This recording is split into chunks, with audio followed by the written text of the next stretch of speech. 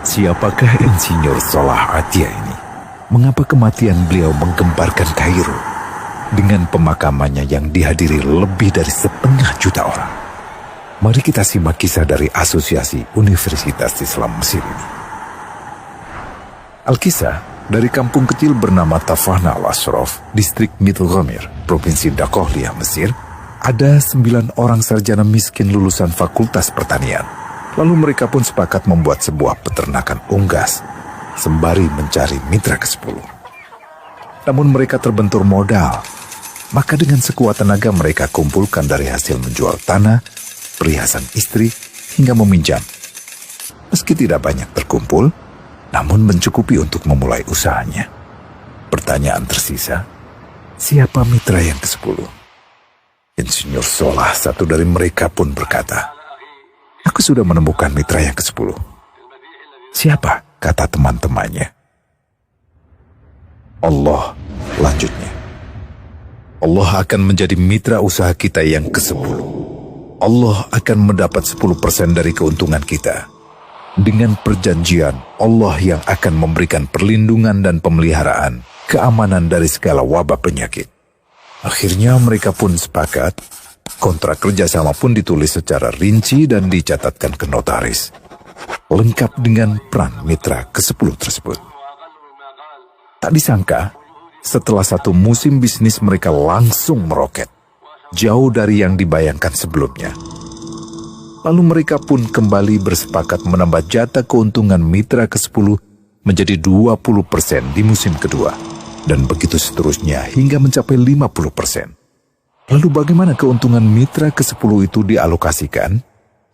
Dimulai dengan membangun sekolah dasar Islam putra, lalu lanjut putri, kemudian sekolah menengah putra, kemudian putri. Tambah lagi madrasah aliyah putra, lalu putri. Tapi karena keuntungan terus membanjir, akhirnya dibentuklah Baitul Mal. Dan mereka pun mengajukan ke pemerintah untuk membangun universitas di kampung.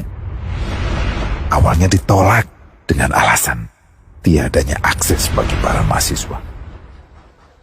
Tak berapa lama mereka pun mengajukan pembangunan universitas lengkap dengan stasiun kereta beserta jalurnya dengan biaya mandiri. Akhirnya permintaan ini disetujui. Dan pertama dalam sejarah Mesir, berdirilah sebuah universitas di perkampungan kecil.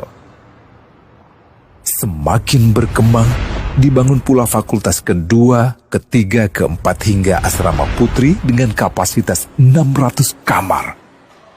Lalu asrama putra dengan 1.000 kamar.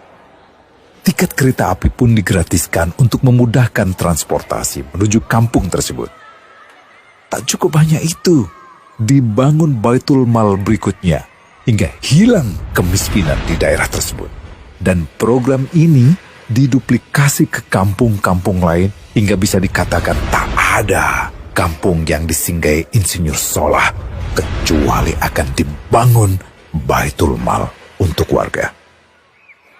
Bantuan pun diberikan untuk fakir miskin dan para janda.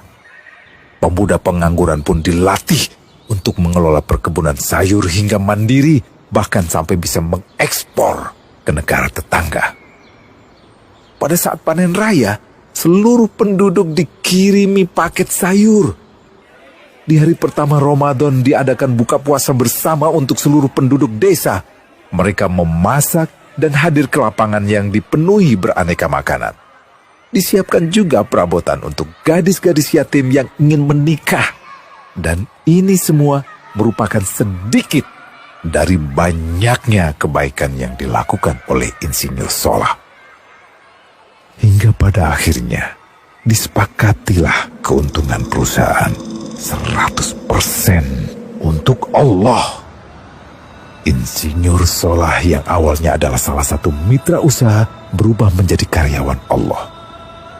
Dia hanya menerima gaji, namun dia memberikan Tuhannya syarat agar membuatnya hanya butuh kepadanya dan hanya meminta kepadanya.